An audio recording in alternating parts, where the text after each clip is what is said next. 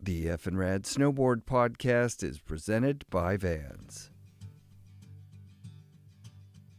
Season 8 of FNRad is sponsored by Wired Snowboards, Anon Optics, the Boardroom Snowboard Shop, FindAnEpicAgent.com, and Tribute Board Shop in Nelson, BC. This real estate secret could save you thousands. Never contact a realtor yourself. Instead, have Find an Epic Agent refer you to proven local realtors. Why? We pay you from the commission the realtor pays Find an Epic Agent for your introduction. You get the best real estate agent working for you, and we put your money back in your pocket. In over 30 countries, Find an Epic Agent makes it cheaper to buy or sell a home. That's why it pays to click FindAnEpicAgent.com before contacting a realtor. Support also comes from Dakine, Grouse Mountain, Mount Seymour, Pro Standard GoPro accessories, and Volcom Outerwear. Please subscribe to our YouTube channel. We're trying to build that up. If you'd like to win a free Beneath Apparel first layer top and bottom, pause the show, go to the FNRad YouTube channel and comment, "I want new Beneath base layer" on the Kenak episode. Then go to Instagram and tag 3 friends and Beneath Apparel in the comments of this week's post for the episode. I'll pick a new winner every week.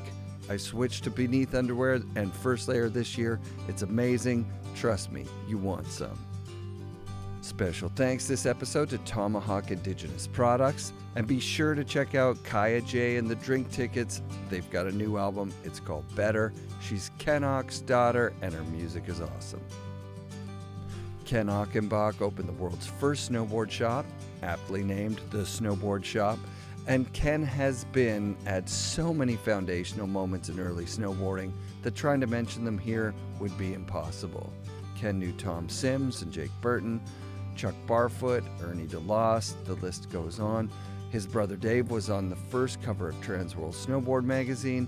He got second at the second World Championships and the Baker Bank Slalom. He was friends with Craig, and he started Camp of Champions. Ken Achenbach changed the world by falling in love with snowboarding. This is a great conversation with Canada's snowboarder, Ken Achenbach. Because, you know, like Jake and Tom are always like, I had no idea, you know, Tom, I had no idea it was going to be so big. And Jake was like, I had no idea it was going to be so big. And it's like, man, the second I tried it, I knew it was going to be the biggest thing ever. Like, I'm not going to lie. It's just like, this is the raddest thing ever. And it's funny. It's like I think it was you I was saying the other day, I went from, I was talking to Eric Blem about Craig's book. And I was like, nice. I went from team skis with Atomic to a piece of plywood with no edges and no P-Tex and no bindings. And I had 10 times more fun on that snowboard and made way more friends in a shorter amount of time than I ever did skiing.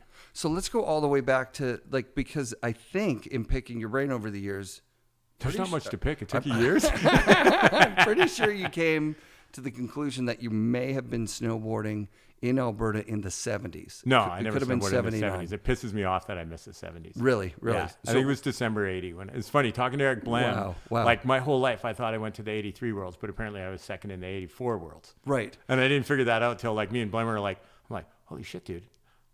Yeah, I guess that was the second one. I wanted to pump your tires before we started this whole thing, because you are a classic self-deprecator. You'll be like, I wasn't that good or whatever, when we're talking about snowboarding. Well, it's a low self-esteem thing. Like until I did lens neurofeedback, I could never claim anything ever. Right. Like I was super, I still passed the buck 9 times out of 10, but Sure. It's like, doing lens neurofeedback and finding out I had social anxiety and low self-esteem, it explained, a whole lot in my life on why I did things and why it was so easy to give up being a pro.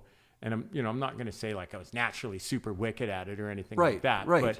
But I mean, I had a really heavy advantage when I started because I came from ski racing. Like, it's funny. I've never counted my days snowboarding until a couple of years ago. Right. Because when we were kids, like I skied every single day of the winter, like, yeah. like every single day. Like, my mom would pick us up from school, or we'd get home from school, we'd have dinner at 4:00 and then we'd go skiing until 10 o'clock at night, like training gates or just skiing or what, like the ski hill COP, we used to be called Pascapoo, was our daycare. You know, we trespassed on it. Same. Check this shit out. I've got my film on there at 2 a.m. I'm going with a 19-year-old kid across from Calgary to Banff because of Holy Bowly, which is one of the greatest events ever. And I'm sure you've been there, and I'm sure you know Crush.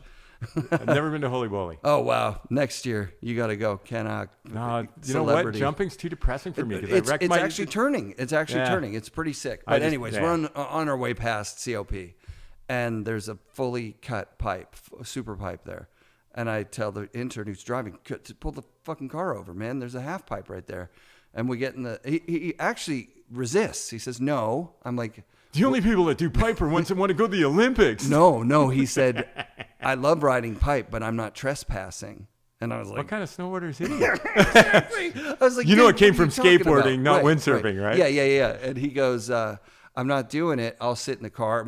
You know what? I'm adding that for because he's going to watch this. Josh said, I can't believe we're even doing this. And I had to convince him by saying, I'll walk up to the pipe, and if someone comes out and shouts at me, then we'll leave. But if I come back to the car, it's easier to beg for forgiveness and ask for permission. We're putting on our shit. And so I walk up, I get halfway there, I see 2 guys coming out of the bush. Just happens to be Josh Rosen and as if I'm gapping on his name, Todd Schlosser. What? Absolute You got to ride with Schlosser? In a half pipe. Oh my fucking God. And Josh is so I'm running down to Josh. I'm like, dude, seriously, get your gear on. We're going right now. Those guys are epic. And I didn't know it was them. They were I'm like, the locals are here. They're coming out of the bush. They ride this every day. I don't know. Yeah.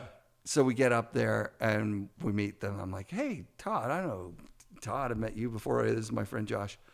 And we ride the pipe for like 2 hours. Like we sessioned that fucking thing. Sick. Nobody said anything. And when we got back to the car, intern Josh was like, that was probably my most fun day of snowboarding in my life. Now, he might have been exaggerating like I do every time. No, but it's so funny because like I always laugh at myself because every day I go snowboarding, like I'll finish a run and get on the chair and I'll just laugh to myself. It's like, fuck, I love snowboarding.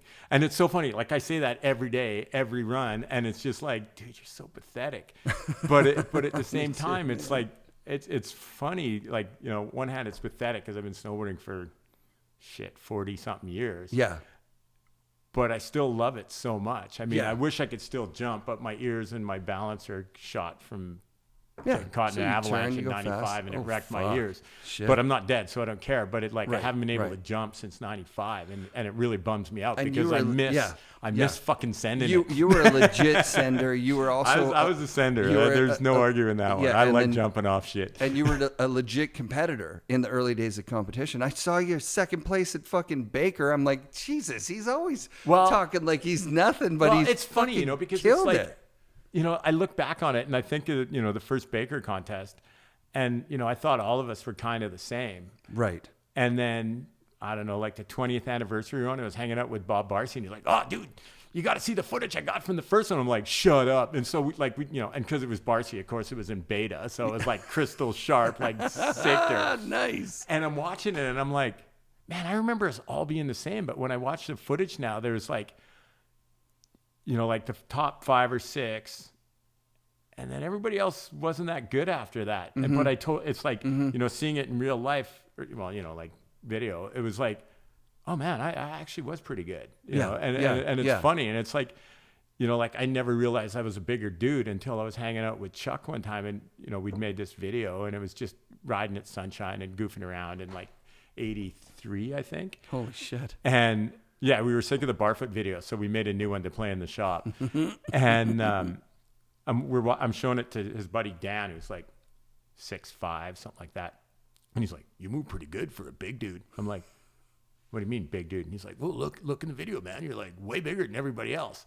And I was like, oh, geez, yeah, I kind of am. I never noticed that before, but it was like, you know, because I was, you know, 83, I would have been 19, 20, something like that. Yeah. I guess it would have been like 85 when we made the video. It's like 21. And it's like all the kids that, you know, all the other people that, you know, all the shop posse was like 14 to 16. So of course I'm way bigger than them, but it's like I never noticed it. Just like I never noticed. I've definitely heard about the van. Like you're basically bringing kids in a van to these contests all over the place. I mean, that was the ski racer thing. Like going back to that ski racer thing, it's like, you know, the coach would pile everybody into the van. Hell yeah. And I, you know, I remember, you know, coming from Canada Olympic, you know, well, the Pascapoo ski team, where I was one of the better guys on the team. And then I wanted, you know, I don't know what the hell I wanted. I switched to a different team called the Ski Meisters. And you know the rules for seats, right? I have no idea. Call them hump, Walt. No. But it's like, you know, Oh, like yeah. the better ski you are, the better, yeah. you know, you get Of the course. seat at the back where you got leg room. And, Yeah. you know, me being whatever, I just take that seat or whatever because I was there first. And, you know, and I was never friends with that guy ever again after that because I took his seat and it just turned into this big thing. But, you know, it's funny, but that's what you do with ski racing. You know, like the coach takes the van and everybody piles in and you drive and, Yeah. you know, and then you help everybody get better and then you drive home at the end of the day. And that was, you know, coming from that environment. Of course, when I had the shop, of course, I'm going to take every kid around and take him up Yeah. to the mountain It's because the same shit. you know, it's expensive to go even back then. So if you can make it easier for people, well, you know, and then, you know, it's more fun riding with people than, you know, So than not. let's go all the way to the very first time that you see a snowboard and strap it on your feet. Maybe it's not the same day, but I kind of imagine. No, I the first saw time you it see in action now. And then I was like, dude, I want one of those. Yeah. Well, actually, I saw it in action now, and then I was ski racing, and it was pretty much 1980 right now. Yeah. And I'm running around in circles doing dryland training for ski racing. And even though I was one of the probably top 3 guys on the team, I could never get a thing called a coach's choice, which elevates you to the next level of ski racing. And I think it's part of the reason I hate FIS and all that stuff, because it's like, you know, my mom who ran the Nancy Green Ski League, which was, you know, the little kids racing league. And then she ran the whole ski program for Calgary. I think she ran it for Alberta, actually. Yeah. Where were you living? In Calgary? In Calgary. Oh, yeah. I've been to the house. And You were I mean, coming from Calgary is that such a house to ski CLP, racing it's town. Like, I close, mean, yeah. I used to get Ken Reed's old downhill suits. I'd get, Rad. you know, I'd get Daryl Bowie's old ski boots. I'd get, you know, you'd get Randy Yano's old skis, you know, like you'd get all these, you know, because there was such a talent pool in Calgary, you'd get all this insane secondhand shit. Yeah. For, you know, like you'd get Atomic Team skis for $100. Wait a minute. The Olympics were in Calgary in 88. 88, yeah. There was no fucking imagination of snowboarders weren't even allowed on the hills yet at that point. No, right? in Alberta we were like, Yeah. it's you know, it's funny because, but yeah, going back to that Sorry, COP yeah, thing, yeah. I get super distracted. Yeah. And I'll wander yeah. all over Who, the place. wasn't it somebody's But dad that so, was running so it? I was running, you know, doing dryland training, getting ready for the next season, and all of a sudden I had this epiphany that because my mom's not rich, single parent mom with no money, I didn't have a fucking hope in hell of getting to the Olympics or the national team or anything because I wasn't rich. Right. And I just, you know, stopped running, went up to the coach, and when I quit, and she's like, "What?" I'm like, "You know, and I know I'm never getting a coach's choice because my mom doesn't have time to pat you on the back every day and tell you how great you are, even though my mom's running the whole fucking show." Right. And so I just quit and walked off. And then I was sitting around. It's like, you know, winter's pretty boring if you don't have something to do. Yeah. And, you know, beginning of December, I was like, oh, I'm going to buy a snowboard. And so I phoned up, you know, 969-1989, area code 805. You know, it's like, it's crazy. I still remember that. And Yeah. I phone up and, hey, it's Tom. And I'm like, hey, man, I want to buy a snowboard. And he's like, okay.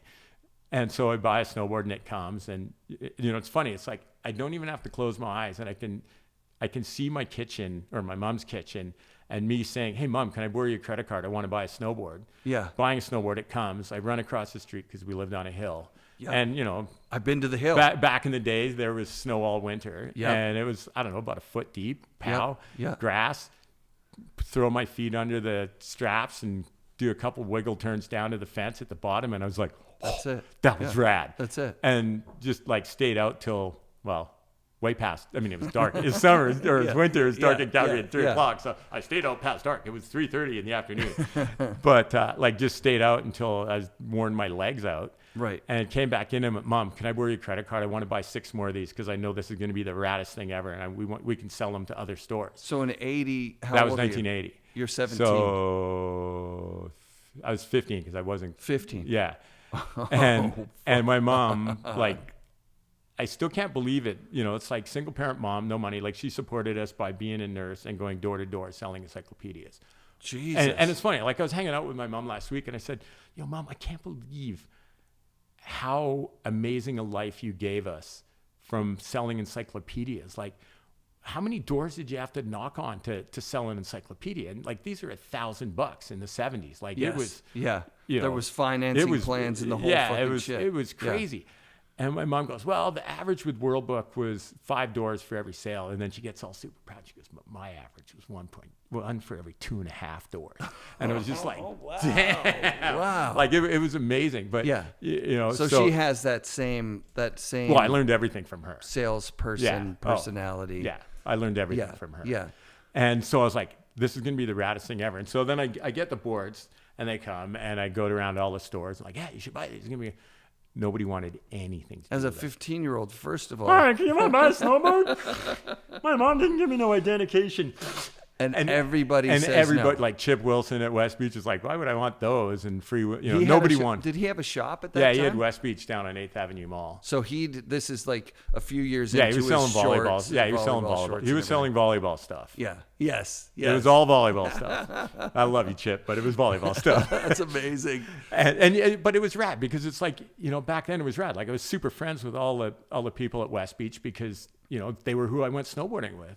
Like, Got it. I think Jen worked there and this, like all these original snowboarders, and then Funky Punkers was next door. And What's Funky Punkers? it was this store where you'd get white knockoff Converses and paint them yourself. Yep. And they gave me I think $100 or $200 to help me get to the Worlds. That's why there's a Funky Punker sticker on my leg in the photo. And That's fucking awesome. But it was like nobody wanted anything to do with them. And I'm just like, fuck. Yeah. I'm like, okay, well, I guess I'm going to have to sell these myself. Right. And so I said, hey, Mom, can I, turn the walkout basement into the snowboard shop? And she's like, or into a shop. And she's like, yeah, sure. And so, like, what am I going to call it? Well, the snowboard shop, because, well, that's all we sell, right? Yeah. Amazing. And then, and it was funny. And then, it's like I can still, Neil made his own boards, and we met, and then, Les. Neil was making his own boards at that time. Yeah. So he already could ride, and he was. Well, we all kind of learned at the same time. Like he didn't buy a board. Like we all basically started at the same time. Like Kelly Ross had a yellow plastic board that he left, like one of those Webers that he left at Sunshine. And it's funny, like I didn't even know it was his till like 20 years ago. It's like, man, I wish I'd picked up that Weber that was always just kicking around at Sunshine. And Kelly's like, oh man, I left that there. That was my board. I'm like, shut up. No way. It was so rad. That's amazing. And that and then he ended up making Yuki Nimaki and, all that stuff. And it was really cool. But so buy these boards, turn it into the shop. And like, I can still see Les Quitsock come to like, hey man, I want to buy a board.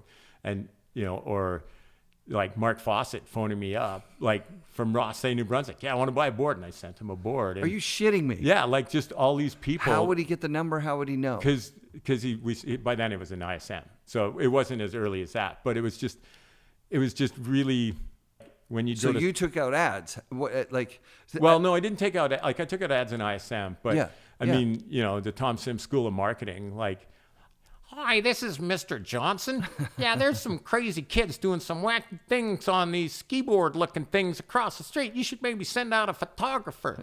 And so they, the newspaper would send out a photographer and I'd end up on the cover of the paper. That happened. That's yeah. Awesome. Like I just leaned this piece of plywood up against the fence and shoveled snow on it and just made a Mark Gonzalez launch ramp to the flat on the other side. Totally. But it got me on the paper and it helped people do it. And, and then I took a page from Jake where it's like, oh, you want us to do an ad in your magazine? Okay, the only way I'm going to do an ad in your magazine is if you do a story on snowboarding. Sick. And that's how I ended up being a photographer because nobody had any photos. So I ended up taking pictures and, one thing leads to another. And then all of a sudden, you're this center of the universe for snowboarding. And it's funny. It's like, I've always had super solid pride in the shop. Like we fucking killed it. We were the best shop ever. Sick. Like ever. Sick. Like I remember going to trade shows and like other stores would follow behind us. Like the girls that did all the buying for Zannies would follow behind us to see what stores, like what booths we went into. Right. Like we had Stussy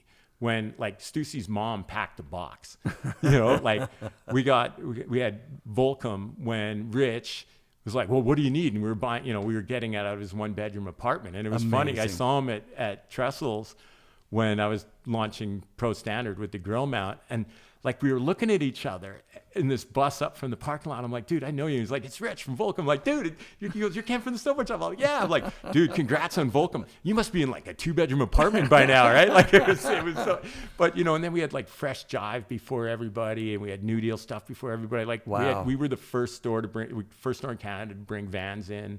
Wow. You know, like I remember going to California and meeting with, what's his name, Van Doren? Steve going, Van dude. Doren, yeah. And it's funny, when I read his book, it's like, he's got a book. I got to read that. Yeah, dude, it's so good. But it's so funny because it's like, I'm reading it. It's like, I couldn't figure out why he'd sell them to this 20-year-old kid. Like, don't worry, just sell them to me. I'll get them across the border. And when I'm reading his book, so he was doing the same thing in Mexico, right? And it was just like, it was so funny. And so do you get a mention in the book? There's I don't. Who cares, right? But I mean, it's funny. Like, so I clear customs with him. Yeah. And then, you know, we were the only place that had vans. And back then you got a binder that had all the colors and you'd custom order shoes. And it was amazing. But, you know, like this Christmas, I was in a van store getting stuff for my kids. And like, for some reason, like it almost made me cry. Like even right now, like seeing this company that was a bunch of outcasts turn into like walking in this store and seeing 50,000 pairs of shoes and like, like I still call, you know, like there's like 10 I still call them stores. Style 98s. I can't remember what they're called now. Like there's the classic high top or whatever. But it was so Style funny. 98s, like, like so proud that, not that I, you know, like, yeah, I helped him get there for sure. Sure. But yes, just of course. like how awesome it was that we took over the world. Yeah. You know, like a bunch of quote fucking skateboarders and fucking BMXers and fucking snowboarders took over the world. And, and it was just like, it was crazy how proud I was. And like, it's just like, you know, Vans. Love you guys. Like it was insane, right? Same, man. Did they sponsor your thing? They sure They did, didn't pay me for that. This is just random. But you know, just things like that. And so, you know, but we were like, you forget how influential your shop is when you're doing it and how much it means to people. Right. When we were just making shit up every day. Like I went to Australia, like I love Midnight Oil. I can't even deny it. It's like favorite band. I'm a deadhead for them. We're 20 minutes in before you got to Midnight Oil. We made it a long time. And so they were doing 6 shows in 7 nights in Australia. And they were all in like theaters where they recorded all the crazy live stuff. So I grab a buddy and we fly to go see these 6 shows. And one of the shows, you know, like I wear flip-flops pretty much all the time. Sure. And we go to get in the show and it's like, oh, mate, you can't come in here. It's a classy joint. I'm like, dude, it's Parramatta Leagues. You got to let us in. And the guy's like, no, mate, you got to have shoes. And I'm like, come on. And then this guy's walking by on the inside and he's like, oh, let me see if somebody with the band can help you. What size are your feet? I'm like 11 and a half, 6 ladies, whatever gets me in, right? I don't care. Yeah, sure. And so he comes back like 15 minutes later and he goes, oh, someone in the band had shoes for you. I'm like, really? He's like, yeah. So he gives me the shoes and he goes, at the end, just come back to the backstage drawer and we'll give you your flip-flops back when you give us the shoes back. I'm like, okay, sick. Thanks, man. So I'm watching the show and I'm dancing away and I'm looking at the band and I'm like, man, the only guy with big feet is Peter Garrett, the lead singer. Holy shit. The lead singer of my favorite band gave me his shoes to get in a show. Oh, wow. So, you know, this is when I'm writing for Transworld. So, you know, I can write. And so I'm watching the show and I'm dancing away and I'm thinking, you know, that story, you know someone when you walk a mile in their shoes. I was thinking, well, I wonder if you know someone when you dance 2 hours in their shoes. And so I started thinking, like, I wonder if these are the shoes he wore to Clackwood Sound or if the one he did his protesting in New York or, you know, like where these shoes had been in the shows they'd done. And at the end of the show, you know, I go back and give the shoes and like, oh, great, mate, Peter was waiting for his shoes. And I'm like, holy fuck, it really had Peter Garrett's shoes. It actually was his shoes. So I shoes. write this story called Dancing a Mile in Somebody's Shoes. And I send it to the band after, you know, I go see buy some shoes, go see the last shows. And when we get home, I send them the story. Yeah. And I send it to their website with, at the end of it, it's like, oh, and by the way, we make snowboard videos and you guys haven't had a video for a while. So I saw you're playing Vancouver. If you want, we'll make a video for you as a thank you for the shoes, right? Oh my God. And, you know, you send a letter to a website. Dear Brittany, I love you. Like you're never going to hear from them, right? Yeah. 2 weeks later, I get this phone call. Yeah, this is Gary Morris with Midnight Oil Management. Yeah, we love the idea. Yeah, we'll set up all the access. So we ended up making this video for Midnight Oil. Oh my God. But the funny part is it's like, you know, I saw them in 83 in Australia and they blew my mind. It was like the best show I've ever seen in my life. Right. And then here it is, that must have been 2001. And so I'm hanging with the band after the show, and they were cool as fuck. It was just like, thank God the band I worshiped for 20 years is actually cool, right? Yeah. And I'm talking to Rob, the drummer, and I'm like, man, I'm so glad you guys come. It's like, yeah, I'm from Calgary. Oh, we're going there next. It's like, you know what the weird stat is? We sell more records in Calgary than anywhere outside Australia. And I'm like, dude, that's because of my shop. And he's like, what? No and I tell him the way. story about how the shop would play Midnight Oil all the time, would give kids a ride and all this stuff. And, the amount of people that came through the shop. And it's just like, the randomness of the universe. And then like, I don't know, I guess it's 10 years ago now, I was talking to Peggy from Transworld, who started Transworld. And she goes, did you know your shop sold 20% of our first print run? And I'm like, what? Like, just like, a tamakita, right? Like, just like my head exploded. It was, that's amazing. It was just like, you don't realize how influential something is until, well, not till it's gone. I mean, people always say, bring back the shop. And I'm like, no, it's like the Clash. You had to be there, right? Yep. Like, you can't go backwards. You can only go forwards. It's not the same climate, right? Well, but it was funny because, people go, how did you do all this stuff and all these things? And it's like, it wasn't a cognitive thing.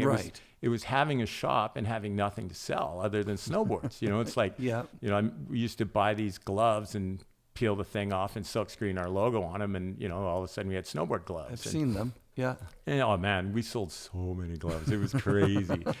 and we knocked off Black Diamond gloves because Yvon Chouinard, oh my God, what a god, right? Best move of all time. And so we made knockoff Black Diamond gloves, and then with Kelly we ended up making pants, and Al Clark's mom sewed our first samples. Damn. And then there was and then Shacho who owned Stormy, who owned like the shop in Japan that would have a thing called the Big Open. Yeah. And we'd go there every October, and he'd sell this is in 89, 90. Yeah. He'd sell $10 million worth of snowboarding stuff in 4 days. Holy shit. Like there was a lineup around What? 4 people deep around the block, and he had an 8-story office building it was empty because of rent or whatever. And he'd basically invite every distributor, and they'd bring everything they had on and it was all on consignment. Fuck. So we'd go over and, sell all our snowboard shop clothes. And then I'd hang out with Katz Taguchi, who was our distributor there, who makes green clothing. Sick. My only sponsor, Nice. Burton. But it was like, so we'd end up selling all our stuff there. But, it wasn't a. Is that an exaggeration? $10 million. $10 million, in 4 days? dude. It was like a 6-hour lineup to get in. Then you found what you're looking for, and then it was like a 2-hour lineup to pay. Like it was insane. But it's Japan. Everybody was happy. Everybody was stoked. That it was Stormy like shop. his shop was seriously 4 times the size of this table, and he sold more shit than anybody on the universe. Like it was insane. Like I remember going with Katz. And he's like, oh, what are you looking for? And he's like, flick, flick, flick, flick, flick. It was like being in a record store. Like it was 100 boards deep. Oh, here it is. And, pull out a Damien Dagger or whatever, right? Like it was unreal. But we ended up making all this stuff because we didn't have anything to sell. And because I had a store, people would always come in and ask for, hey, I want, blah, blah, blah. And I'd be Boots, like, oh, hey, like, gloves, pants. For example, we sold 3,000 pairs of Sorels. and the vice president of Sorel comes in and goes, I'm like, what are you doing here, man? Yeah. And he's like, I had to come and see this store that sells more boots than anybody in Calgary that isn't even an outdoor store. Yeah. What the fuck are you guys doing, right? Yeah. I showed him how, we'd take the Champions or we used, Vikings, I think we used? Or Verdun's. We used Verdun's, and Americans I just had remember Vikings. the McKinleys. Yeah. Like the Americans had for lack of a better description, the lower ones, and we had higher ones that had more laces, so they were stiffer. 'Cause Right. back then you needed it. Right. And so I showed him how we'd take, usually Koflak liners were the good ones. You'd go to all the used ski shops and pillage all the boots and take out the liners, duct tape them up, and stick them in boots. Yeah. And he was like, wow, that's sick. Would you make a boot for us? Or would you design a boot for us? I'm like, yeah, happily. So we designed this boot, and then, Tom ended up hearing about it, and all of a sudden it was a Sims boot because, That Sims boot. Oh, that's sick. But it was different after Tom. And that. Yeah. But we designed the first one. Burton had one that came out of a factory that was a knockoff of that for sure. Yeah, and they had the was it Dale boot liner, which was the freestyle one. But it wasn't quite there yet. They had a boot the years before that were straight up like D Hook Sorel. Yeah. But we ended up making boots designing boots for Airwalk and just all this stuff because, you forget how much shit you actually sold. Jimmy Scott told me that, and he was just telling it off the cuff. Like the reason Airwalk boots are so good is because they sponsor every pro snowboarder that doesn't have like a company that makes boots. Well, and Sin was super good. Like he was the head designer there, and he really listened. Like I remember me and Boyer and Schwarty and Dave, my brother, and all like the whole shop posse, because it was funny. Like in the fall, like basically this time of year, you'd drive down to California, and you'd hang out in Oceanside with Kevin Kinnear and all these guys and go surfing, and like there's a picture of Jason Ford and Damien and Brandy and like everybody lived in Encinitas, right? It's nuts. It was awesome. So you'd go down in the fall and go surfing and hang out and have fun and hang out at the mag and it was funny. Like 5 years ago, I went down or maybe it's a little more, but I go to Transworld and there's Gerhard Gross and hang out bullshit with everybody and then hey, let's go surfing. So we go surfing and then we run into Frank April and like all the Quebec dudes. And it's like seriously, it almost made me cry again. It's like, oh my God, we're still doing the same thing. It's so rad. Like, our man gonna catch some waves, man, gonna be good. Hey, look out, man, coming true. And it was just awesome. Like the familyness of snowboarding was rad. And I went to California like a couple of weeks ago and I was honestly kind of lost because I was like, fuck, where do you hang out now? Right. Right. And but where did you go? Where did you go when you're down there? Well, like when I had the shop, I'd go down because I like hanging out in California and hanging out with Chuck and bullshitting about snowboarding and blah blah blah. So they're in San Diego, right? Well, so I'd go hang out with Chuck in Santa Barbara, and he lived with Bud Fawcett, who was making Grand X. Yes. And Chuck was all grumpy and bitter at Sims because Tom had fucked him over. Right. How many years did that last for? Because they became friends. They became friends. 94, 95, they were back on kind of high-fiving each other. I think it was all fake, but yeah. But Chuck's such a nice guy; he can't hold a grudge if he wanted to. Right. But so I'd go to Santa Barbara, hang out with Chuck on Mountain Drive, and then buy skate, and then actually going back to that first Worlds, it's like we just sold snowboards. Yeah. And I'm hanging out with Cab and Lance and Billy Ruff, and they're like, you just sell snowboards? And I'm like, yeah. And they're like, how come you don't sell skateboards? You skateboard? And I'm like, yeah. And he's like, I go, well, I don't really know anybody. He's like, well, you know us. Yeah. Like, okay. So we ended up buying stuff from Powell and buying stuff from G&S and then at Vision, and we ended up being this monstrous skate shop.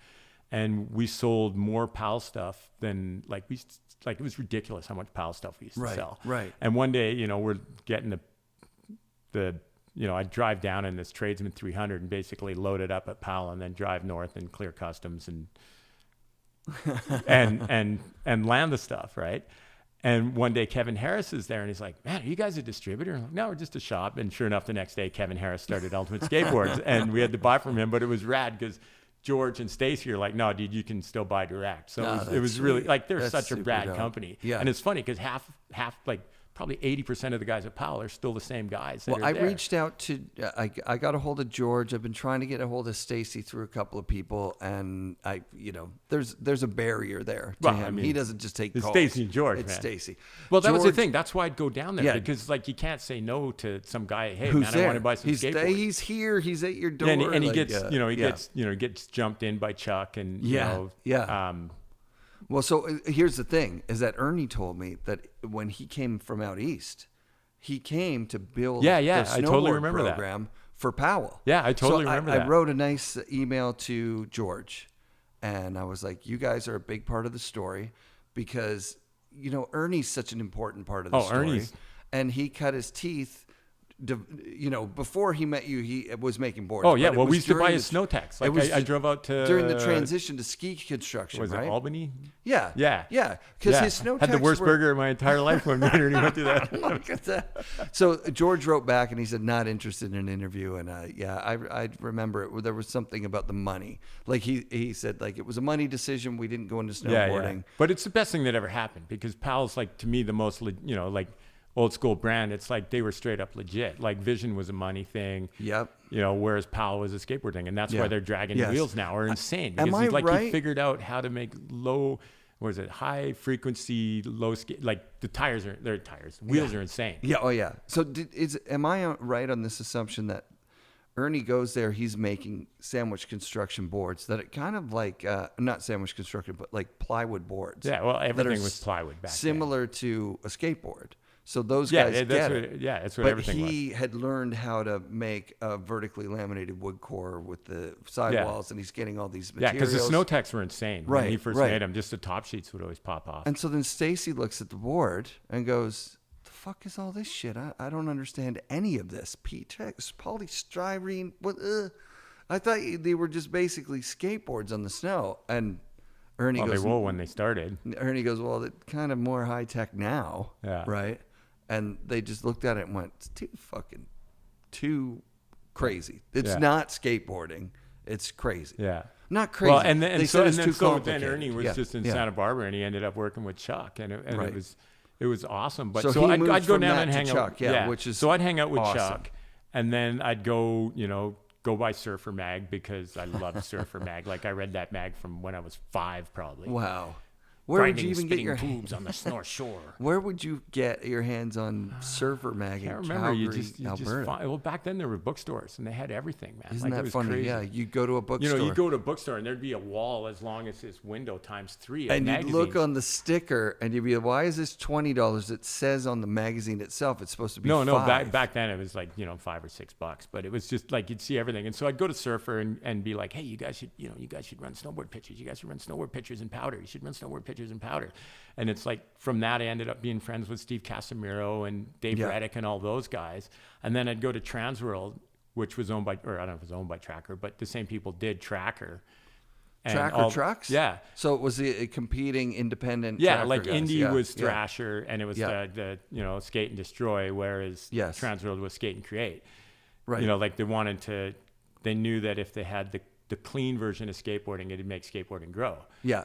And so I'd go Kinnear there. talked about that. Yeah, Kevin's Yeah, awesome. yeah. Like I love Kevin. Unbelievable. And man. so I'd go to Transworld and I'd be like, "Hey man, you should, to Grant Britton and Peggy and Larry, and I'm like, "Man, you guys should run snowboard photos. You should run snowboard photos." And I had snowboard photos from telling all those other magazines in Canada, like, "Hey, if you want a snowboard ad, you gotta run a story in snowboarding." And so I had all these photos. I mean, I don't know if they're amazing or good or whatever, but they were I've seen snowboard them. photos, Some right? of them are good, yeah. And Lots of them are amazing. And so, right.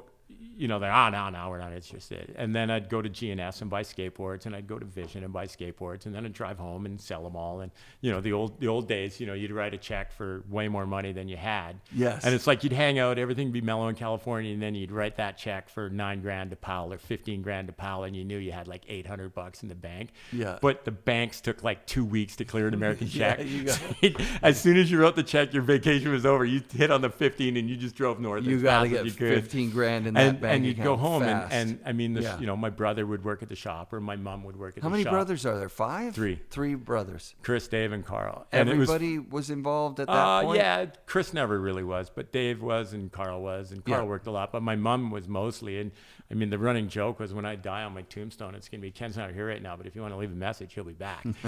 But so I'd get all the skateboard stuff home and then, it'd go like crazy, but it was just, the stuff you did to make it happen. And then, to find out years later that, and then a couple of years of this going by, and then you go down there one fall, and you're like, "Hey man, run some snowboard photos." And Peggy's like, "Oh no, we're not gonna do that. We're gonna start a magazine instead." I'm like, "What?" She goes, "Yeah, all your hounding finally made us see that there's a thing there." And I'm just like, Yeah, "Rad." epic. And then they hired Kevin and Guy and made this insanely fantastic magazine because Guy's like, God, he's such a good photographer. Like, you look at his photos, and he could follow focus surfing, Yeah. and get ridiculously good shots. So I mean, Yes. snowboarding's easy compared to that. Yeah. And you look at his You photos, can and they're reset tack and- sharp, yeah, corner to yeah. corner. Like, Oh, yeah. Like I wish I was half as good as he was. I was just at Bud Fawcett's place. Yeah, the and other god. What the hell, man? Oh man, Like, what 500, the hell? 5.6 Fuji 50. Best advice he ever gave me. My whole career is based on Bud's throwaway 500, 5.6 Fuji 50. Thanks, Bud. Yeah. That is one dude who is a generous human being and just a wonderful person to hang out with. We went to France with Bud, and seriously, like the funnest trip ever. That's the last time I drank, actually, like significant amounts of alcohol. I stayed up, entered, Josh fell asleep, my buddy Gentle went to bed, and the tapes ran out. The tapes ran out. It just hung with Bud. He's the best. So we'd go down and buy all this stuff, and then one year we go down and we're at Powder, and they're like, we don't want to run photos, but we're going to start a magazine. Yeah. They fucking hounded us enough to start a magazine. I'm like, shut the fuck up. And they hired Doug Palladini, which was rad. And so sick. And it was just funny, and then, How close together are those two magazines? Well, it's funny. They were both on airport roads. Right. But I mean, like, when does Cali one come out? When does for the other? Surfer and Airport Road for Transworld. That's funny. crazy. Did Transworld get 2 years on them, or a year or something? Maybe a year or two. Probably a year. Yeah, maybe two. Well, not that long. Kevin's story about like the fact that here's this surfer guy, longboarder from, where is he from? North of. Nobody knows. I think beach just north of San Diego. Yeah, like Encinitas or whatever. Before Encinitas. I know. You'd have to ask Todd Richards for that. I don't know, man. One before Encinitas, two past. But he said, look, I know what I would do. And he got like this vision in his head of old surfing magazines before they sold out. Yeah. He's like, nothing's going to be pay to play. Everything's going to be just shots of what's happening. Yeah, it's a young virgin sport that hasn't been exposed yet. Kevin was such the perfect dude for that. It was unreal because, it's funny. Sometimes I get really sentimental thinking how lucky I am to have been at the start of two sports that were amazing. Like I used to ride vert on BMX in probably 79 to probably 84. Yep. And I mean, I'd never seen anyone riding BMX on a ramp, and me and my buddy Jeff would ride our BMX bikes. You made it up yourself. Yeah, we totally made it up. And we'd ride our awesome. BMX bikes to the ramp and skate. And then when we got tired of skating, we just started goofing around on the ramp and like just carving it in loops, and then getting tighter loops and just doing a little bunny hop, and then all of a sudden a year later we're like 2 feet out on vert, and then 10 feet out on vert. And it's like it's funny. Like I think about it, I've been bigger on a bike than I've ever been on a snowboard. It's amazing. Like it's but it was funny when I did camp because everyone's like, oh, you can't ski. No one knew I skied. Yeah. And no one knew that I rode vert on BMX. Right. And so we build this pipe, and the skiers are there, and we'd already kind of come up with the super pipe by then. And yes, Toyota, we made the first super pipe. And so I roll in on skis, and to me it felt like this body position was exactly the same as riding BMX. So I'm getting a couple feet out, and I couldn't even ski, and it was super funny. And Sturbins was like, you suck, man. it was pretty funny, but I never thought skiing and biking are it's exactly similar. The same, man. Like your hands are in the same place, your feet are in the same place, the pump's the same, like the pop's the same, like it was exactly the same. Oh shit. Yeah, so it was super fun. But so being in at the start of being riding vert, like it was funny. Like where were you when Rad was filmed? You were out. I was in Australia, and that was like basically everybody in Rad other than the main guy was my crew that I rode BMX with. Unreal. Jeff Ingram, who I still talk to all the time, and Kelly McAndrew, like Kelly or Jeff was like the main bad guy, if I remember right. The blonde guy? I've never actually seen Rad. Bullshit. I've never actually seen it. We're doing a Rad screening. No, because it bums me out. It's just like, fuck, why did I go to Australia? I could have been in that. Hilarious. It's so fucking hilarious. But that was my crew. And so, I think about how lucky I was to be in the start of that. 3 weeks ago. Yeah. I love Rad. And then, I had my ramp in the backyard, this quarter pipe. That was my grade 12 project. Rad. And there was this little old lady that lived across the alley, and she was probably 85, and she'd sit and watch me ride BMX all the time. And I'd talk to her, and she'd be like, "Oh, just in case, gotta call the ambulance." And it was like, like pretty funny. Thanks. And then I don't know, probably 82 or 83, maybe, or maybe even 84. The BMX Action Trick Team comes to Calgary and does a show at the Stampede. Sick. And this is nobody'd seen vert BMX until there was a few of us that did it, but nobody public wise had seen it. Right. And the announcer's like, "Oh yeah, let's talk to the crowd. Let's see what you think." And out of this entire crowd, they picked this 85-year-old lady who's the only person in the universe that has been watching BMX for like 5 years, right? And they're like, "Oh, and so little old lady, what do you think of her BMX? What do you think of the show?" And she's like, I've seen better things across my back alley. Like, best compliment I've ever had. It was so funny. But, you know, to ride that, and then, you know, like, I could have gone pro at BMX. I'm, you know, absolutely. Like, I mean, I was, yes, I know it's the best in Canada at vert till about 83, and then, you know, and then I went snowboarding. I came back from Australia, and someone had stolen my ramp and stolen my bike, and Jesus. It was winter, and I went snowboarding, and Didn't think now about it's 40 it, years later. Right. But I mean, the feeling of an alley-oop on vert on a bike to me is like one of the best feelings ever. Yeah, I've never done one. I'm not going to claim I was good. Oh, I tried. It's so fun. I tried. We fun. stole wood. We built ramps. And then, you know what happened to me is I started scootering because it was easier. We don't talk about that, man. But, you know, and then to go snowboarding and then be at the start of snowboarding was, you know, it was unreal. But that's what it's getting at. It's like, so we had a real advantage in Alberta, and, you know, I don't know if it's luck or fortuitous or whatever, but, you know, when snowboarding started, like, I remember my first day ever at snowboarding in the mountains was my little brother Dave was in a ski race with Michelle Weagley, Mike and Bonnie Weagley's daughter, who's the same age as Dave, and I was riding the T-bar with Bonnie because that was like, going back to that ski racing thing, that was my advantage, why I was so much better than everybody in Canada by a mile, is because I came from ski racing and I knew how to ride lifts. And so when I was learning to snowboard, I could do laps on the T-bar and laps on the chair while everybody else was still hiking because they didn't know how to ride lifts, right? So I got like so much more vert. 5 runs to everyone, 10 runs to everyone. But I'm riding up the T-bar with Bonnie, and it was like a knee-deep pow day. And it was never really an issue getting on the lifts in Alberta because they couldn't say no to us because they knew us all already. Like, you know, like Doug Lundgren's parents ran Norquay. My mom and dad used to be ski patrols. I used to be a ski racer, and we knew all the area managers. Like, the area manager at Fortress was, you know, Mr. Steckel. And we ski raced with his daughter Heidi and his son Ward. And so, like, they couldn't kick us out because we weren't these aliens. No, I mean, everywhere else, it's like you've got to get Jake to come and say, like, well, these we guys had to do that a lot for a lot of resorts too. Like, I think of Jake and me he did the States and I did Canada. Yeah. And, but, you know, so we got to ride Fortress, and, you know, we had you know, Jamie Salter claimed that he did that. Fuck you, Jamie Salter said that he went across. I guess he would call resorts, is what he said, and say, "Hey, you know what?" Okay, bro. And you sold the most freestyle boards too. I remember that, dude. By the way, your interview was fucking boring. The only FNRad podcast I didn't finish. Wow, man! Shots fired. Ken Hawk calling out Jamie Salter. Wow. Oh, dude, it's like his whole interview was about money, and it's like, that's boring shit. I think it's true to who he is. You know, he's a total money guy, and I mean, he's killing it now. He owns basically every brand in the universe. Right. You know, it's like, I sound like I'm grumpy about it, but whatever. It's like, Blaze Rosenthal says, so what, right? Like, who cares, right? Who cares? It's like, okay, so you made more money like that. Like you said, you can't add a day to the week, right?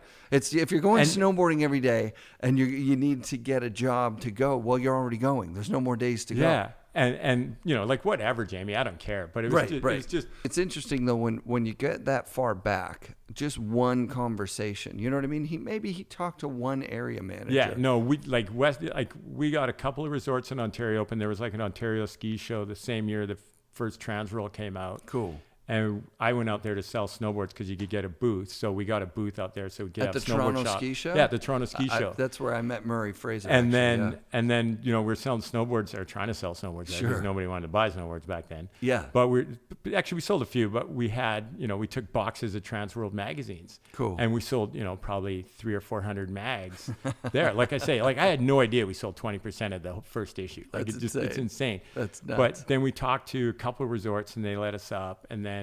But when we came back to Alberta, it was like, you know, we talked to Lake Louise, and they finally, you know, only the shop posse can go up. You got to be a pro snowboarder. So, of course, all of a sudden, everybody's a pro snowboarder. We made these Snowboard Shop Pro Team patches and gave them to everybody. And awesome. And then Fernie let us up because only we got to see if it works. So only the shop employees can come. So, of course, everybody was a shop employee the next year. And then Norquay was the same thing. And, you know, it was fun because, you know, like, I remember at Sunshine, so Fortress got bought by Aspen Ski Corporation, and Hugh Smythe, who ended up being the area manager for Blackcomb, was the one who kicked us out of Fortress, and so we all ended up going to Sunshine. Yeah. And, you know, then we got everywhere going there, and then this French company with Terje Denard was making a movie, and they wanted some talent, so they hired the snowboard shop team to be the talent in Nuit de l'Église. And the snow was kind of bad. It was the end of the season in Alberta. And then he's like, have you heard of this place, Whistler?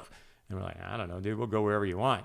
And so, the whole shop team comes to Whistler, and we go up Wizard, me and Doug Langer, we go up Wizard, go up Solar.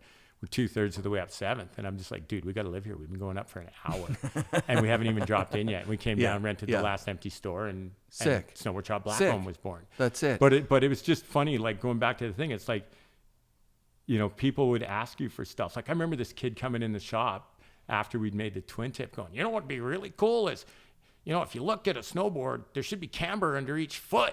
And this is like 88. Wow. And I'm just like, yeah, okay, kid. And me an idiot for not listening, right? Sure. And it's like, Try it out. and that's like Jake's thing. It's like he always listened. Like you said anything to Jake, and the notepad would come out and he'd write it down. And that's why Jake owned the universe. Okay, so there's a few events that happen that really, now that I've looked into the history for 8 years, there are a few things where everybody got together.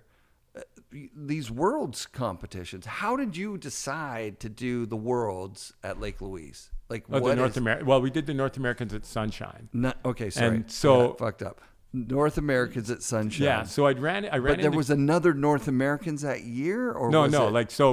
Yeah. So I went to. What was it? I ran into Craig in like December of '84. I'm gonna say. Okay. And it was after I'd been to the Worlds. Now that I know it was 84, I always thought it was 83. So I went to the 83 one on a Sims, and then I went to the 84 Soda Springs? one. Yeah, Soda Springs. And it had the craziest winter ever. I was like, this resort's fucking insane. And then the next year was like this little pebble with no snow. I was like, okay, I guess I was wrong on that one.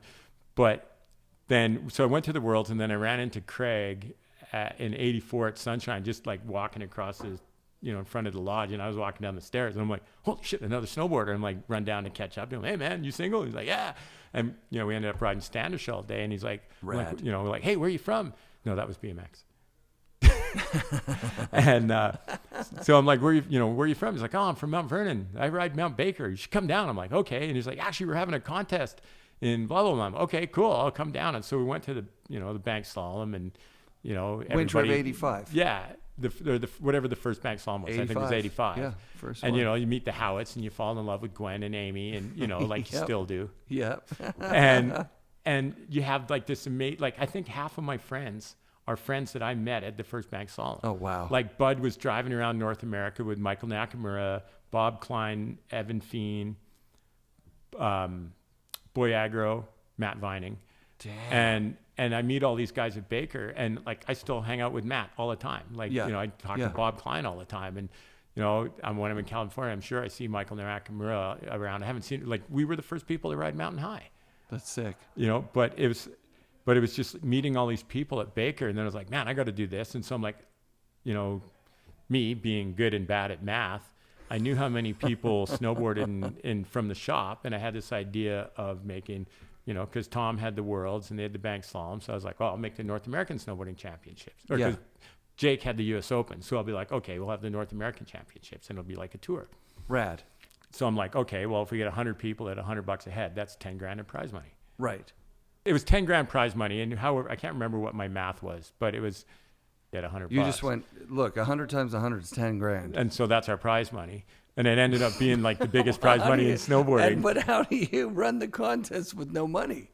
Well, you didn't need money to run it. That's insane. That's awesome. It's like, my where mom, do you get my the, mom yeah, helped where do you out. get the flags from? Where do you get because we had the shop. So, I just made the banners in the shop, and so how do you do the prize purse? Do you divide it up? It's funny. I was talking to Eric about this the other day, and if I remember right, we had 3 events, and it was divided. I can only remember the next year when we had 20 grand in prize money. Oh, Jesus. Because it was like, okay, we had 130 people, so we can do 200 people next year, so that's 20 grand in prize money. I'm fucking real. And I think we had, parallel slalom, regular slalom, moguls, and half pipe. So we had 4 events, so it was 5 grand a piece. Yeah. And I think a grand was split between the girls, or $37.50 was the guys and $12.50 was the girls. Okay. I think, because there was only, there wasn't that many girls. So it's not like if there'd been the same amount of girls, we would have given even prize money. I got you. But And so, like, okay, so we had the first dual slalom, and we had, because I came from ski racing and World Pro Skiing, which predated snowboarding getting screwed over by FIS. They got, World Pro Skiing would bring 30,000 people to Canada Olympic Park to watch a ski race on a weekend. Amazing. And FIS was like, oh, we got to put an end to this. Right. And, like my goal in life, I wanted to be Bob Beatty, the announcer. I didn't know. But so, I remember World Pro Skiing. And I'm like, okay, well, if we're doing racing, I can't be bothered to judge anything or time anything. Let's just do it to split. So we'd do, like the red course 1 by 1.5. So the next guy had to beat you by more than 1.5. Oh, like okay. super lazy man timing. Sure. And we had, 6-foot pro bumps, because that's what skiers had. So I'm like, well, we're snowboarding. We can do that shit too. So we had 6-foot jumps. I don't think any of the girls went over them, but all the guys went over them, and, shit would break because it was snowboarding back then. And then we had head-to-head half pipe, which I still think is rad, because what the hell's head-to-head half it pipe? It was sick, because it was kind of like brackets, if you think about it. Like the first guy go against the second guy, and then, red guy or the blue guy won. Yeah. And then you'd go again, and the red guy or the blue guy won, and then you just keep going head-to-head until you had a winner. And then we did moguls the same way, because we were too lazy to judge. Got it. And who wants to remember a guy 50 ago? No, it's impossible. It's impossible. No, it was impossible. And, like I always used to joke when I was in a contest, it's like someone's going to get it screwed at a contest. It's without fail. You just hope it's not you. Right. Every time, right? Yeah. Like every every time someone's getting Absolutely. burned. Yeah, I mean, the last Olympics, still till now. Oh, dude. Yeah. Still till now. Yeah. And so then we just did head-to-head half pipe and head-to-head moguls, and it was... Who won the moguls? I can't remember. I think it was Dave or Schwarty. Schwarty talks about it. Schwarty won the amateur, and then he won the pro. Yeah. Dave won. Yeah. But yeah, I mean, it was funny because, snowboard, like snowboard trophies were pretty ghetto if you think about it. Hey, Don, you want to pass me that one? It's just, if you reach up, it's right on top of the cupboard there. And, snowboard trophies were super basic. Yeah. And so we're like, oh, dude, we can do better than that. Trophy. So we got these Remington plaster of Paris full rodeo trophies that were so fucking rad. Like, they were so not snowboarding, but they were insane at the same time. Yeah. And so we make these just crazy, ridiculous trophies. And I remember Kidwell winning pipe and go, yeah, let's rodeo. And like holds his trophy up like this, and we were in the old Sunshine Lodge, and seriously, he missed the roof by like this much, because it would have it's plaster, it would have just shattered like nothing, right? Craig had a lot of trophies, he had a lot of BMX trophies. Yeah, BMX trophies were always trophy gigantic. dude. So we're like, let's do the same thing and make super ridiculously awesome trophies. Nice. And but it was fun. So we had super good prize money. Yeah. So here's my World's trophy that Tom sent me like 84. 15 years later, he said after I stuffed it in his chest and told him to fuck off in 84. In 99.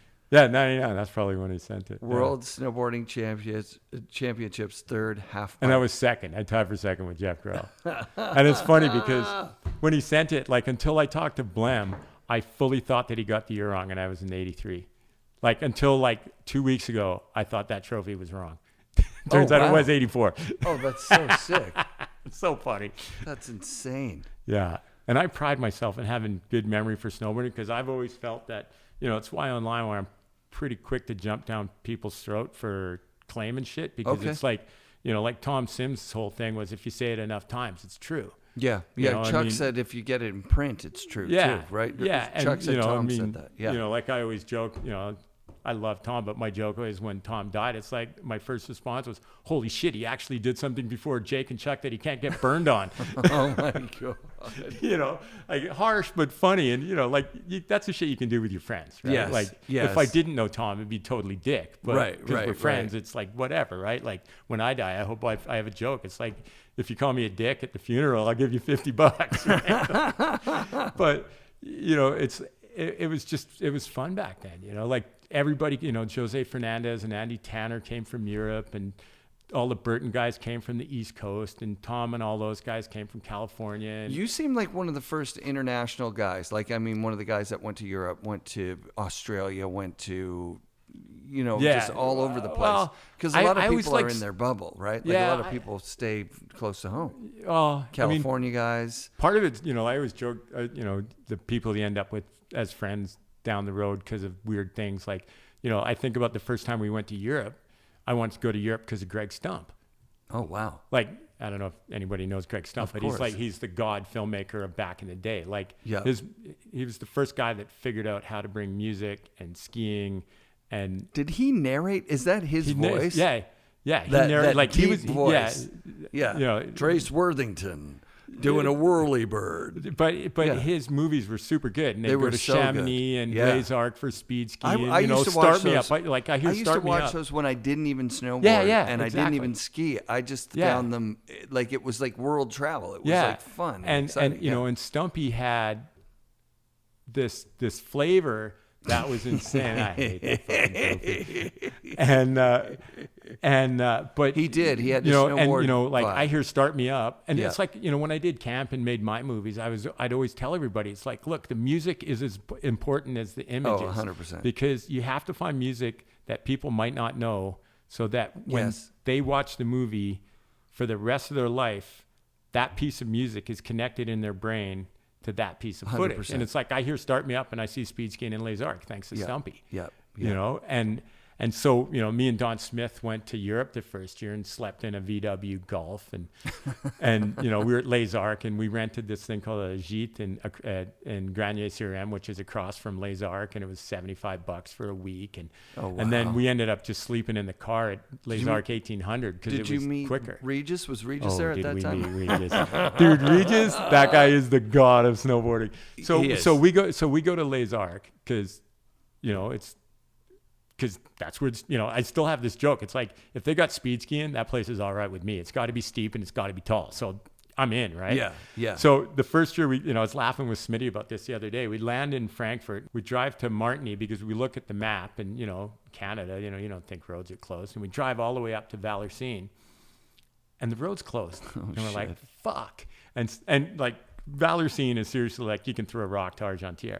Like, you're in Chamonix, and we're like, shit. So, we're jet lagged as hell, and we're kind of half asleep at the wheel. So we have to drive all the way back around, all the way back to Geneva, all the way back up to Chamonix. Shit. And the first time you go to Chamonix, you're like, you look up and, the valley's like this, and you're like, where the fuck do people snowboard here? Right. Right. Like, you see these peaks, and you're just like, holy fuck, this place is rad. Yeah. And so we couldn't really, so then we went, let's go to Les Arcs first. So we went to Les Arcs, and like, that place to me, I still think of as my home mountain. Like, nice. It's like, the snow, the terrain, the people, the air, the colors, it's just, and back then, so me and Smitty get to Les Arcs. Oh, sorry, going back to that Chamonix story. So we, 5 years later, we're basically living in Chamonix for the good parts of the winter.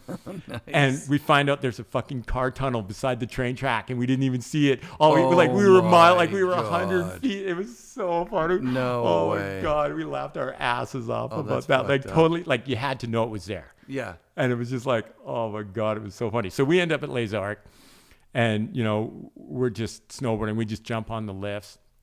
And then the area's like, oh, you cannot do that here. You must have les patinettes. And we're like, what are patinettes? And he goes, oh, there are these little mini skis with bindings on it. We're like, okay, well, fuck, where the hell do we get those?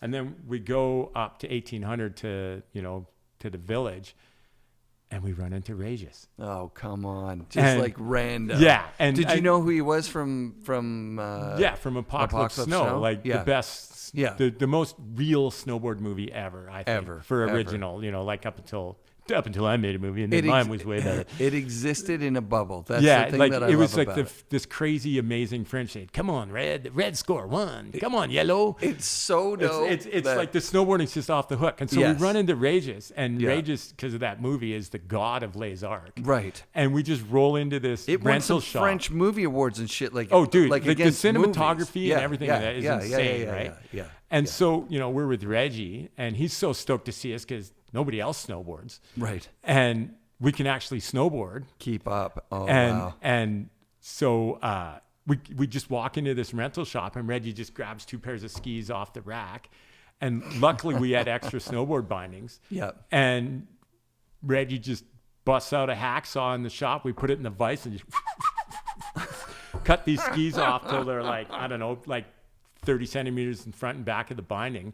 We throw them in a backpack or screw our extra snowboard bindings on, and then we go ride. And because, he's Reggie, everybody knows him. So we just, we followed the letter of the law. We had our patinets, but the lifty knew we could ride without him. So we just throw our backpack with the patinets onto the chair in front of us and just let it do laps. And we just lap this place. And I mean, Les Arcs to me is like, God, the terrain, and then we ran into Valerie Blanc, who's the guy who started Les Arcs, who had the vision in 1968 and built this entire place. His daughter basically ran the PR, and I mean, she's just amazing. And she hooked us up with tickets, and the first year she didn't. We met her the second year, and like every year we went after that. She's like, because by then there was magazines. We'd get a story on Les Arcs in the magazines.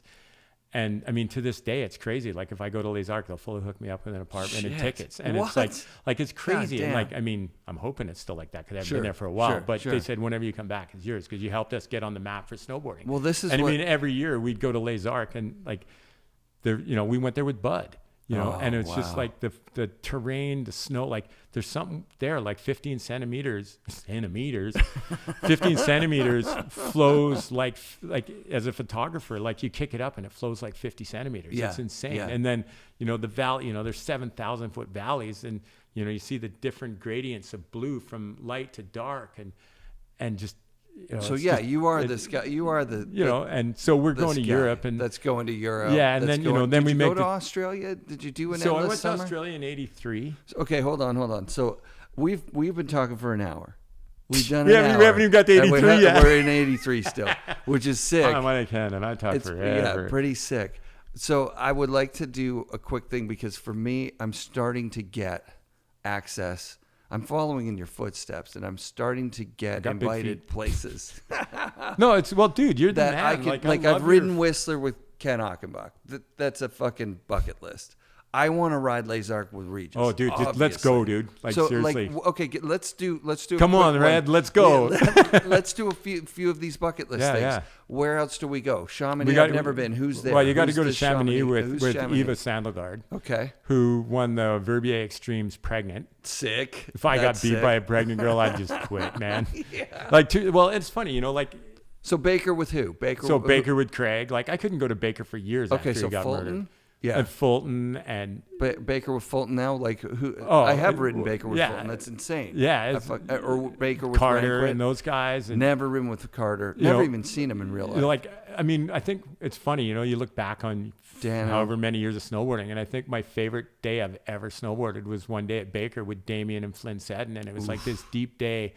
And I don't know what it was, man. I was out jumping Damien, and Damien was killing it, and Flynn was killing it. And like we're jumping these fucking 30-footers to like a pinner landing in between trees and shit, and just you're on fire. Yeah, it's like the best day I've ever snowboarded in my life. I know I'll never snowboard that good ever again. And like I did this one thing, and to this day I still haven't figured out how I did it. It was like I watched a skateboarder hit a bowl, and it's the only thing I can think of that comes close to it. But it's like there was this bank.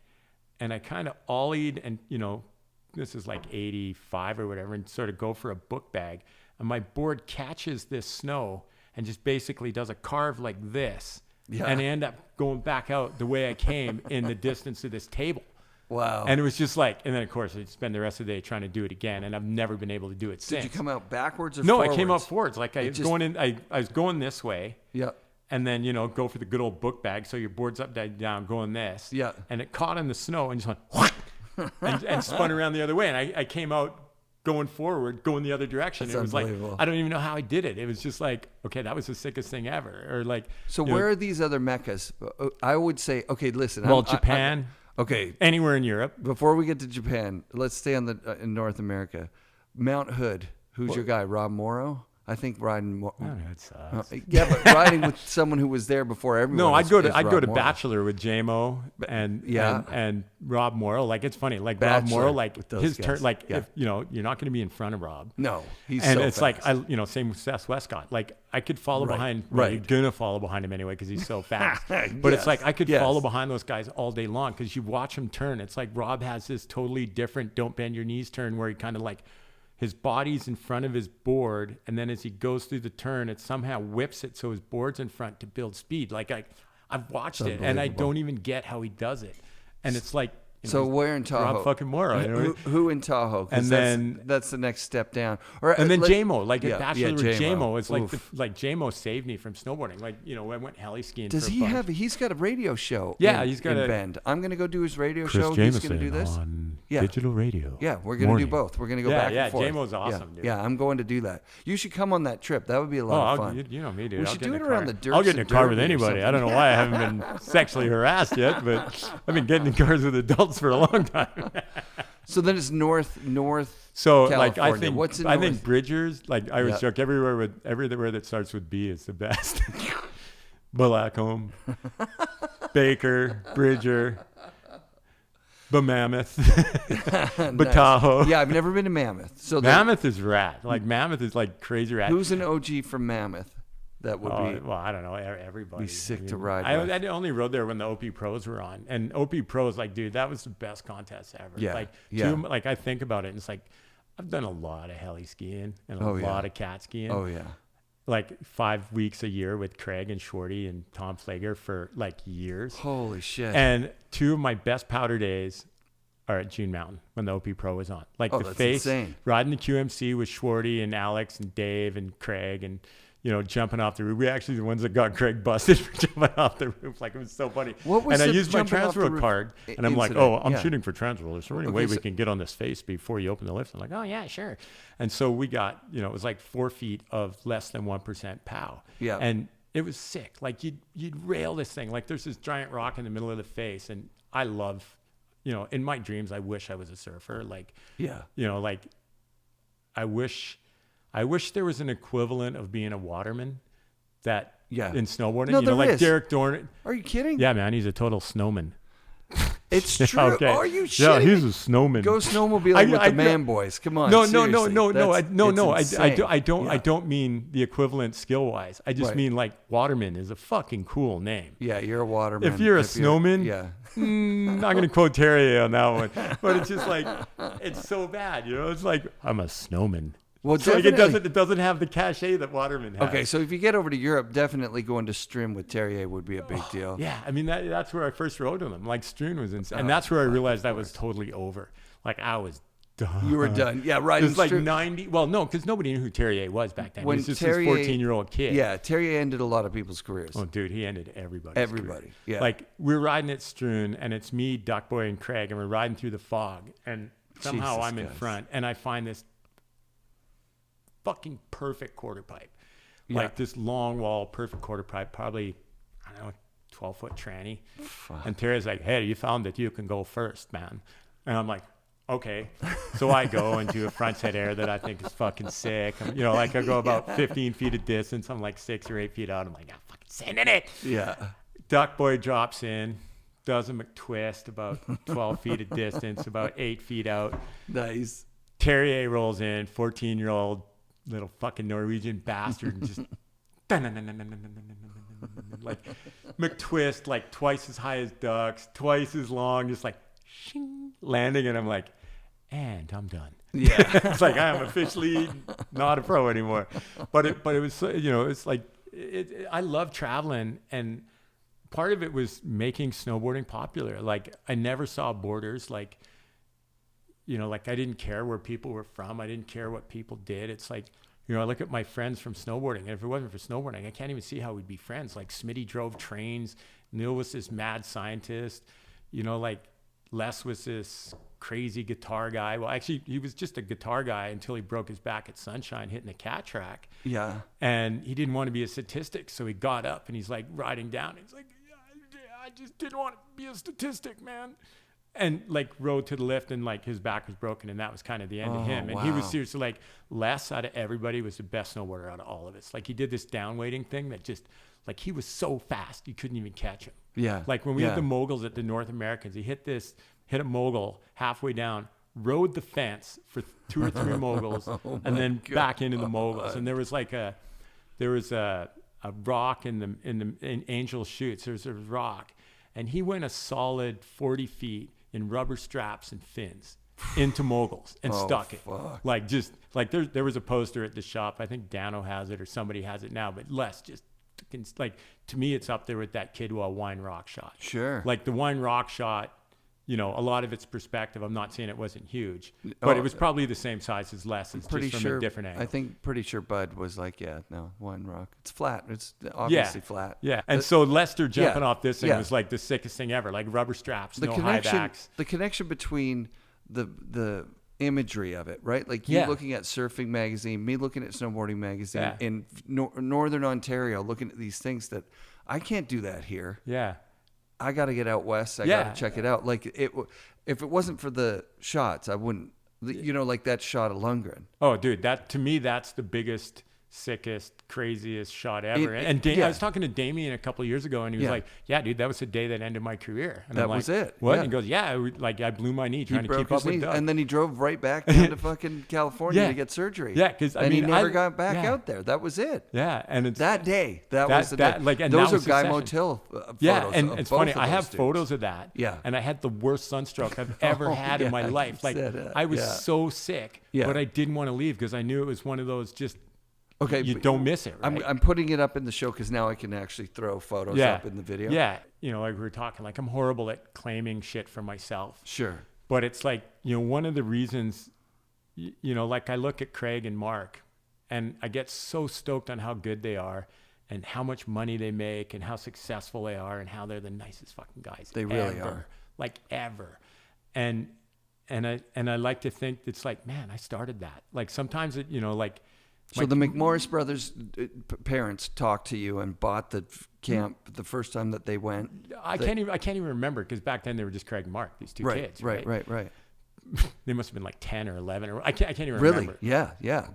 But where I was going with that is it's like, you know, I go to the first Worlds and, you know, and Tom sends me an invitation. Hey, you should come to the Worlds. I'm like, okay. And he sends me with the entry form, the first issue of Snowboarder. But it's not the Snowboarder that you see now. Oh, it's the Bob DeNike Snowboarder, zine. little The square zine with with cab on the cab on cover, it. Yep, bomb yep, dropping yep, this roof. yep, And I just remember being totally intimidated by this shot. I'm like, fuck, I'm nowhere near that good. Wow. And then, you know, meet all those guys. And I thought I got second at the first one, but apparently it was the second one. Sure. Sure. And if you have someone to look up to, Yes. it's easier to get better. It's like, you know, it's Totally. not that I'm not impressed with like 6-year-old kids that can do McTwists on half pipes, but you should be able to because you can watch somebody do a McTwist for Right. 3 weeks You're not straight at making one shit frame a up. second. Yeah. You know, you're just copying stuff. It's rad you're doing it, but I'm not really impressed because who cares, right? Sure. But it's like, you know, so we thought stuff up and then, you know, to get sponsored by the shop, you had to be better than me. And so, you know, then we end up with, you know, Warbs and Dave Oof. and Boyer. And, you know, Oh, then you wow. had to be better than them. Yeah. And then you had to be That's a better than high whoever bar. the next Right, one was. And, right. you know, I remember pros from California coming to ride Lake Louise and they couldn't even ride the Summit T-bar. Right. Like they're falling down. They couldn't even snowboard. Right. And then, Right, you know, right. you look at, you know, like I remember Warbs. I think he was the guy who invented the cheese wedge way back. Yep. Because there was this little tranny on Standish. And I remember riding up the chair one time and I'd see this little cheese wedge that was seriously like maybe as wide as a snowboard and about this big. Yeah. Like 15 feet back from the lip. And I'm just like, you know, because back then it was just like, clunk. Yeah. And I'm like, what the fuck is that? And then I see Warbs just hit this thing and just go ding, gap the flat and hit the tranny. And it was just like, oh, you know, like it was like, it was like, to me, that was like one of those, that changed snowboarding. Yes. You know, like Damien chucking shit off cliffs. He started The backflip big off the mountain cliff is freeriding. insane. Yeah. You know, and, yeah. you know, things like that. And it's Yeah. just, you know, You've been there for so many things. We started at that, and we should probably end it here because we're already an hour and a half in. yeah, whatever. Just cut it and send Well, it I for wanna another one get- because we're rolling. Yeah, dude, we but can gotta keep get doing Dawn. this. We can But keep gotta doing get this. Dawn. We'll get Dawn on here Yeah. while we still have some light. Yeah. Fucking thank you for everything that you've given to snowboarding so generously. I haven't given anything to snowboarding. Right, like- they gave me everything, man. Right, exactly. And I think that's the, you know, the spirit that I'm looking for with the podcast is, you know, they have the Craig Award at the Baker Bank Slalom. We need to have a Ken Award for something, you know. Being a jackass that tells bad jokes. Sure, exactly. Yeah, we need it. you don't. I'll make something up for the show. It's funny though, you know. It's Someone who is enjoying it more than everybody else and just doing it because they love to do it. Well, it's funny, you know, it's like I've always joked that I never wanted anything for snowboarding because I already had everything I wanted. Yes.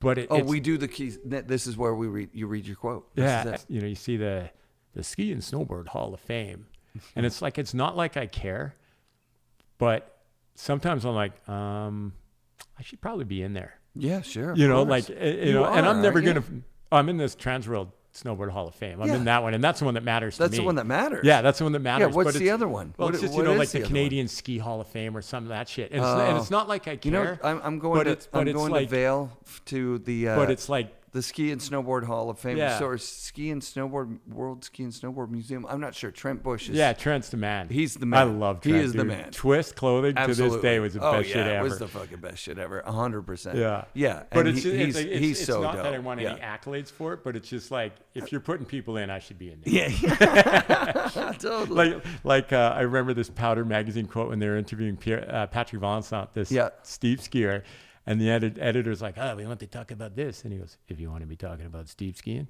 you want to be talking to me." And it was so rad. That's epic. But it's like, yeah, it's like I had everything I ever wanted from snowboarding because I learned in ski racing. Let's do the keys quote, because that's my. You read it for me, and it was motivating for me to hear it again now. Well, and I've heard it before. You know, like, I bet you 10 times a year, if not more, I'll randomly run into somebody, and they'll be like, "Oh, dude, that Keys to Reality story changed my life."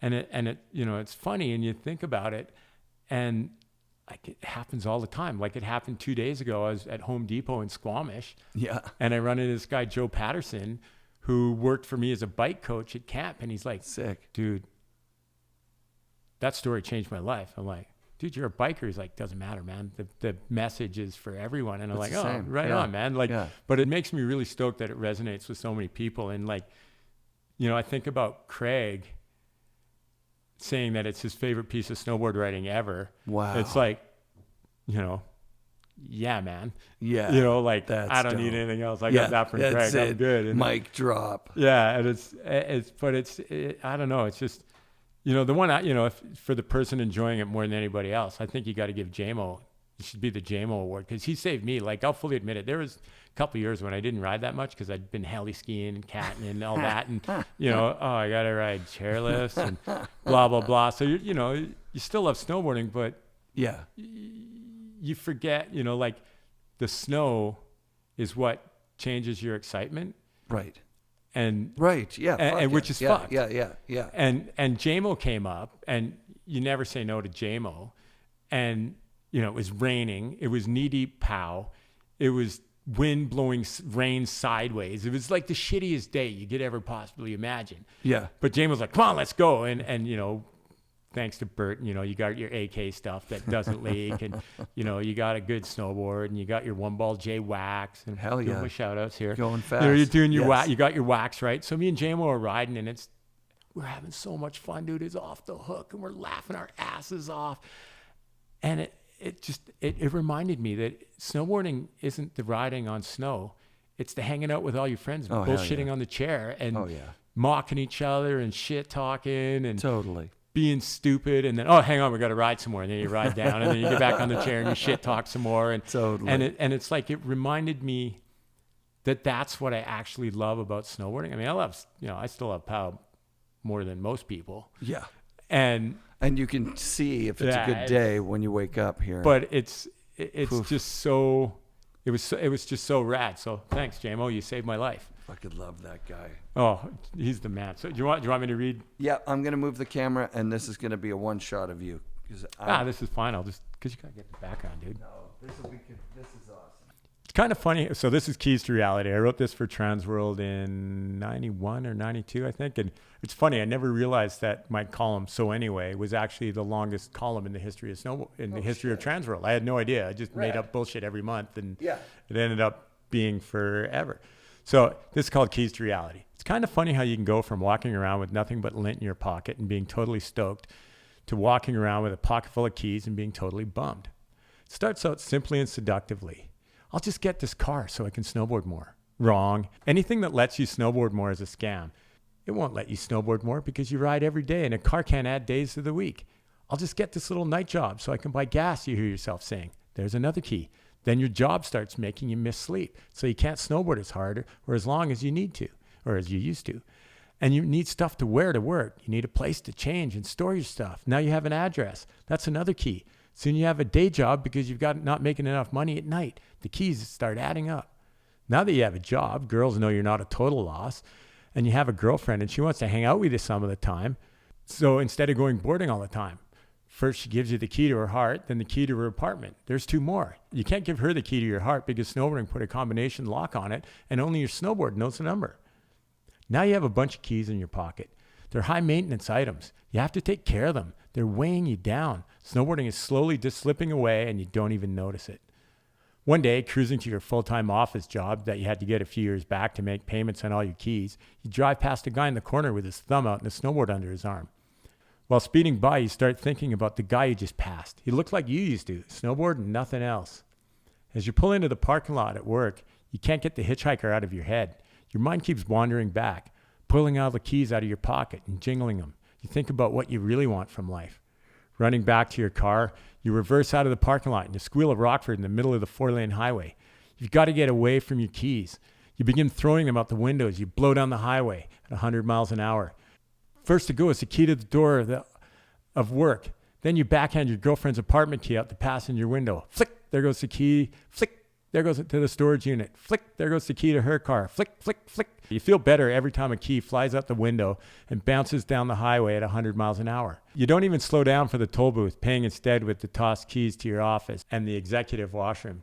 You only have 2 keys left. You unlock your house, you run in, grab your snowboard, and dash out of the house. You leave the key in the door, and you leave the front door wide open. Whoever finds the house open can take it and all the stuff in it. You don't need it anymore. You jump back into the car and you start burning rubber through all 4 gears to get back to the highway where you saw the hitcher. He's still there. You slam on the brakes. When he opens the door and you look into his eyes, it's you. It's the life you left behind. FNRad shoutouts this week to Ken and his family. Thanks for recording at your place, Ken. Remember to tag 3 friends at Beneath Apparel in the Instagram post for this show and comment, "I want new Beneath base layer" on the FNRad YouTube video of Ken's episode. I'll be drawing a new winner each week. Good luck, and be sure to come back next week for another episode of the FNRad Snowboard Podcast, presented by Vans and brought to you by FNRad Snowboarding.